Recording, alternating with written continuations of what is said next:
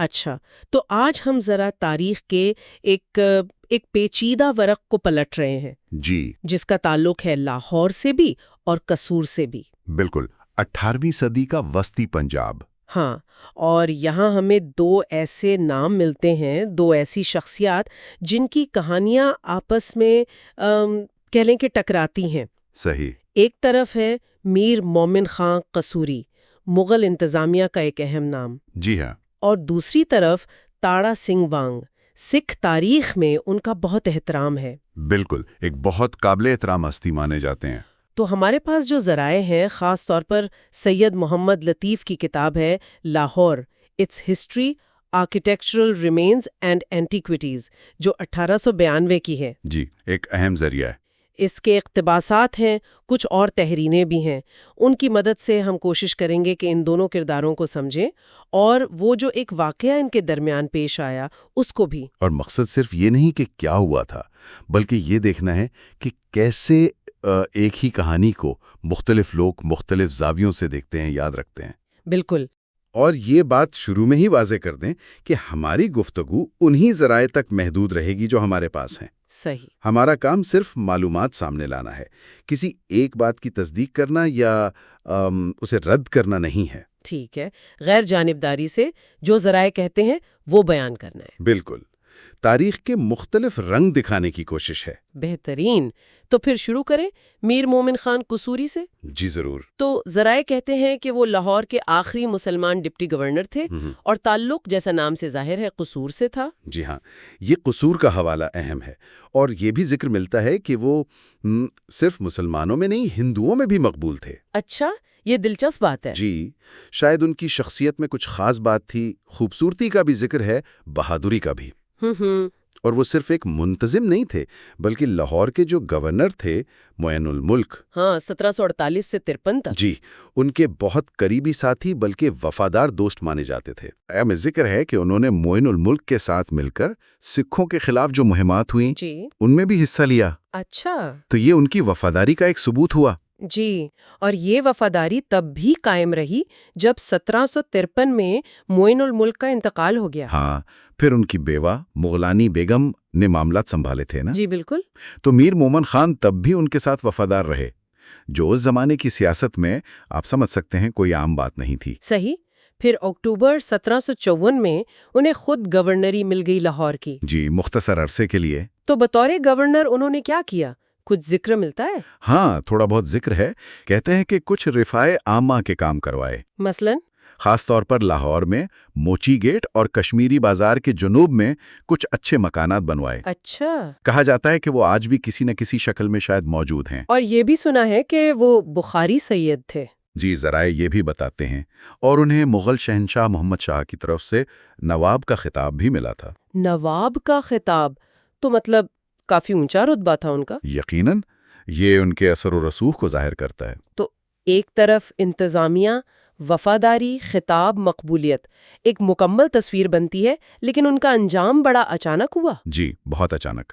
Governor بنے ابھی بمشکل 2 مہینے ہی ہوئے ہوں گے کہ دسمبر 1754 میں ان کا قتل ہو گیا۔ کس نے کیا؟ ذرائع کے مطابق ایک سکھ جنگجو تھے، اگر سنگھ نام بتایا گیا ہے، ان کے ہاتھوں۔ لیکن آپ کہہ رہے تھے کہ ان کی موت سے زیادہ ان کی تدفین کی وصیت عجیب تھی۔ جی، وہ واقعی غیر معمولی ہے۔ دیکھیں، انہیں حضرت داتا گنج بخش رحمت اللہ علیہ سے بہت گہری عقیدت تھی۔ اچھا۔ تو انہوں نے وصیت کی تھی کہ جب وہ فوت ہوں تو انہیں داتا دربار کے احاطے سے باہر دفن کیا جائے۔ باہر؟ جی، باہر، اور وہ بھی اس جگہ پر جہاں زائرین دربار میں جانے سے پہلے اپنے جوتے اتارتے ہیں۔ جہاں جوتے اتارتے؟ اس کا کیا مطلب؟ یہ ان کی انتہائی عاجزی، انکساری کی علامت سمجھی جا سکتی ہے۔ کیسے؟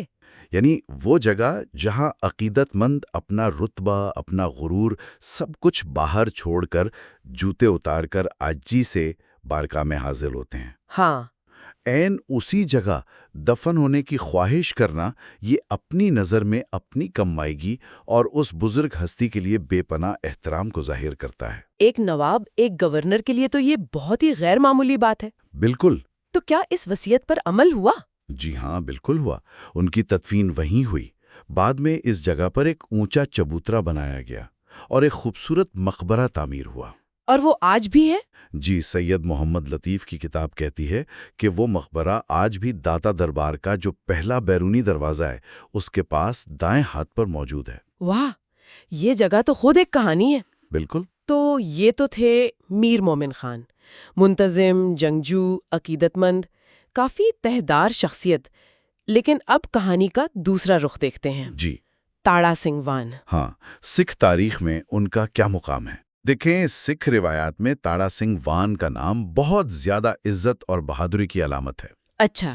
ان کی پیدائش بتائی جاتی ہے 1687 کے آس پاس کی۔ قصور کے قریب ایک علاقہ ہے پٹی، وہاں۔ اچھا، ان کے والد تھے سردار گرداس سنگھ۔ کہا جاتا ہے کہ وہ گرو تیگ بہادر جی کے زمانے میں سکھ بنے تھے، اور انہوں نے 1707 میں امرتسر کی جنگ میں بھی حصہ لیا تھا۔ تاڑا سنگھ اپنے 5 بھائیوں میں سب سے بڑے تھے۔ تو تاریخ میں ان کا کردار کب نمایاں ہوتا ہے؟ ان کا نام خاص طور پر آتا ہے 1745 کے آس پاس۔ یہ وہ وقت تھا جب پنجاب میں مغل گورنر، خاص طور پر ذکریہ خان، ہاں، ان کا دور تھا۔ جی، وہ سکھوں کے خلاف کافی سخت کارروائیاں کر رہے تھے۔ اچھا۔ تو ذرائع بتاتے ہیں کہ اس مشکل وقت میں تاڑا سنگھ وان نے بہت سے سکھ خاندانوں کو پناہ دی جو ظلم کا شکار تھے۔ کہاں پناہ دی؟ اپنے علاقے وان میں۔ یہ ان کا گاؤں یا قلعہ نما ٹھکانہ تھا۔ تو یہ تو ایک طرح سے مغل حکومت کو چیلنج کرنے والی بات ہو گئی۔ بالکل، براہ راست چیلنج تھا، اور ظاہر ہے حکومت کو یہ بات پسند نہیں آئی۔ تو پھر؟ جب لاہور کے گورنر ذکریہ خان کو پتہ چلا تو اس نے فوراً ایکشن کا حکم دیا۔ اچھا۔ اور یہاں تاریخ وہ دلچسپ اور المناک موڑ لیتی ہے جس کی ہم بات کر رہے تھے۔ کیا مطلب؟ ذکریہ خان نے یہ مہم کس کے سپرد کی؟ کس کے؟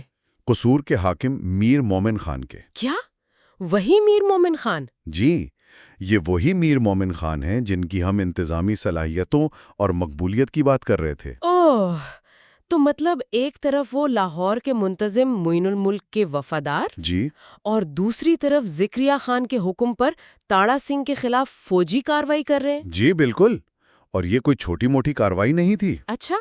ذرائع بتاتے ہیں کہ میر مومن خان کو باقاعدہ ایک لشکر دیا گیا، 2000 گھوڑ سوار، 2000؟ 5 ہاتھی، 40 ہلکی توپیں جنہیں زمبورک کہتے تھے، اور 4 بڑی توپیں۔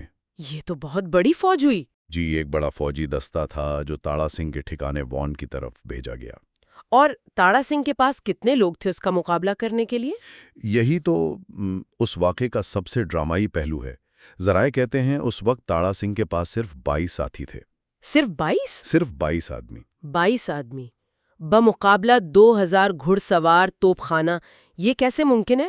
یقین کرنا مشکل ہے، لیکن سکھ تاریخ میں یہ واقعہ ان کی بہادری، ان کی قربانی کی ایک لازوال داستان ہے۔ تو کیا ہوا؟ کہا جاتا ہے کہ تاڑا سنگھ اور اس کے ساتھیوں نے رات بھر اس بڑی فوج کا مقابلہ کیا، ڈٹ کر۔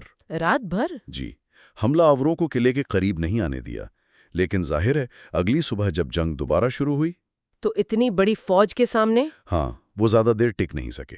تو نتیجہ؟ شکست اور شہادت۔ تاڑا سنگھ اور ان کے تمام 22 ساتھی لڑتے ہوئے مارے گئے۔ افسوسناک۔ لیکن کہانی یہاں ختم نہیں ہوتی، ایک اور تکلیف دہ تفصیل ملتی ہے ذرائع میں۔ وہ کیا؟ ان شہیدوں کے سر کاٹ کر لاہور لائے گئے۔ کیا؟ جی، اور یہاں ایک اندھا کنواں تھا، اس میں پھینک دیے گئے۔ لاہور میں کہاں؟ کہا جاتا ہے کہ یہ کنواں اس جگہ تھا جہاں آج کل لنڈا بازار ہے۔ یہ تو بہت ہی ہولناک سلوک تھا۔ جی، اور اسی جگہ پر ان شہیدوں کی یاد میں بعد میں گردوارہ بنایا گیا۔ اچھا؟ اسے کہتے ہیں گردوارہ شہید گنج سنگھا یا شہید سنگھا والا۔ اچھا، وہ اسی واقعے کی یادگار ہے۔ جی، ہمارے پاس جو مواد ہے اس میں اس گردوارے کی تصویر بھی ہے اور ایک پرانی پینٹنگ بھی ہے جس میں تاڑا سنگھ وان کو میر مومن خان کی فوج سے لڑتے ہوئے دکھایا گیا ہے۔ تو یہ مقامات، یہ تصویریں اس تاریخ کو زندہ رکھے ہوئے۔ بالکل۔ تو اب تصویر بالکل واضح ہو رہی ہے، ایک ہی شخص میر مومن خان جی، ہمیں 2 بالکل مختلف کرداروں میں نظر آتا ہے۔ ایک طرف لاہور کا منتظم، عوام میں مقبول، رفاہی کام کروانے والا، داتا دربار کا عقیدت مند، صحیح۔ اور دوسری طرف وہی میر مومن خان گورنر کے حکم پر ایک فوجی کمانڈر ہے جو سکھوں کی پناہ گاہ پر حملہ کرتا ہے۔ جی اور تاڑا سنگھ وان جیسے قابل احترام رہنما اور ان کے ساتھیوں کی موت کا ذمہ دار بنتا ہے۔ بالکل، اور یہی وہ نقطہ ہے جہاں ہمیں ذرا رک کر سوچنے کی ضرورت ہے۔ جی، یہ واقعہ ہمیں سکھاتا ہے کہ تاریخ کتنی پیچیدہ، کتنی کثیر الجہتی ہو سکتی ہے۔ صحیح۔ ایک ہی واقعہ یعنی تاڑا سنگھ کے خلاف مہم اور ایک ہی شخصیت میر مومن خان، ہاں، اس کو دو مختلف تاریخی روایتیں دو مختلف زاویوں سے دیکھتی ہیں۔ کیسے؟ ذرا اس کی وضاحت کریں گے؟ دیکھیں، اگر ہم مغل انتظامیہ کے ریکارڈز دیکھیں یا اس دور کی جو مسلم تاریخ لکھی گئی اس کے زاویے سے، جی، تو میر مومن خان ایک وفادار سرکاری افسر نظر آئیں گے، ایک قابل منتظم، شاید ایک ہیرو بھی کہ انہوں نے حکومت کے حکم پر ایک باغی گروہ کے خلاف کارروائی کی۔ ان کے رفاہی کام، ان کی مقبولیت، ان کی اپنی شہادت، یہ سب مل کر ان کی ایک مثبت تصویر بناتے ہیں۔ صحیح۔ لیکن اگر ہم اسی واقعے کو سکھ تاریخ اور روایت کے نقطہ نظر سے دیکھیں ہاں، تو میر مومن خان ایک حملہ فوج کے کمانڈر ہیں جنہوں نے ایک ایسے مقدس مقام پر حملہ کیا جہاں مظلوموں کو پناہ ملی تھی، جی، اور انہوں نے ایک بہادر رہنما تاڑا سنگھ وان اور ان کے ساتھیوں کو شہید کیا۔ تو اس زاویے سے وہ ایک منفی کردار کے طور پر یاد رکھے جاتے ہیں۔ اور تاڑا سنگھ وان کے بارے میں بھی یہی دوہرے زاویے ہوں گے پھر؟ یقیناً سکھ تاریخ میں وہ ایک عظیم شہید ہیں، قربانی اور بہادری کی مثال، اپنے لوگوں کے محافظ۔ جی، ان کا نام آج بھی سکھوں میں بہت عقیدت سے لیا جاتا ہے۔ لیکن اگر مغل حکومت کی کوئی دستاویزات ہوتی ہاں، تو شاید ان میں انہیں ایک سرکش، حکومت کے لیے خطرہ یا قانون توڑنے والا لکھا جاتا۔ تو یہ ذرائع ہمیں صرف واقعات نہیں بتا رہے، نہیں، بلکہ یہ بھی دکھا رہے ہیں کہ واقعات کو یاد کیسے رکھا جاتا ہے، کس کی نظر سے دیکھا جاتا ہے، کون سی کہانی زیادہ سنی جاتی ہے۔ بالکل، یہ تاریخ کی تعبیر کا معاملہ ہے، انٹرپریٹیشن۔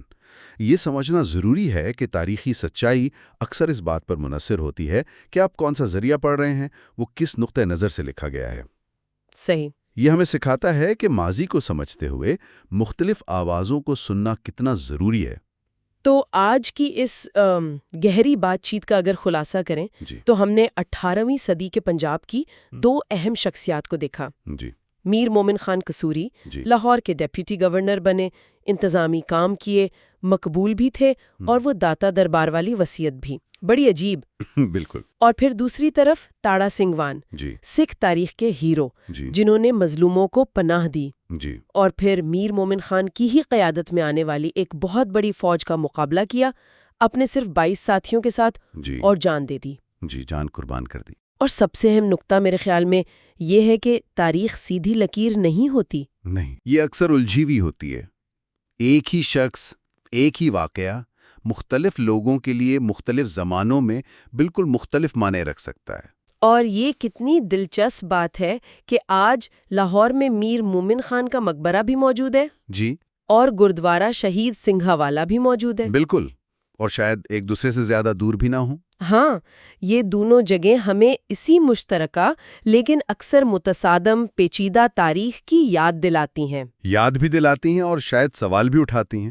بالکل، اور جاتے جاتے ایک سوال شاید سننے والوں کے لیے بھی چھوڑ جائیں جی کہ یہ سمجھنا کہ تاریخی شخصیات اور واقعات کو کیسے مختلف اور بعض اوقات بالکل الٹ زاویوں سے دیکھا جاتا ہے، یہ ہمیں ماضی کی ان پیچیدگیوں کو بہتر طور پر سمجھنے میں کیسے مدد دیتا ہے۔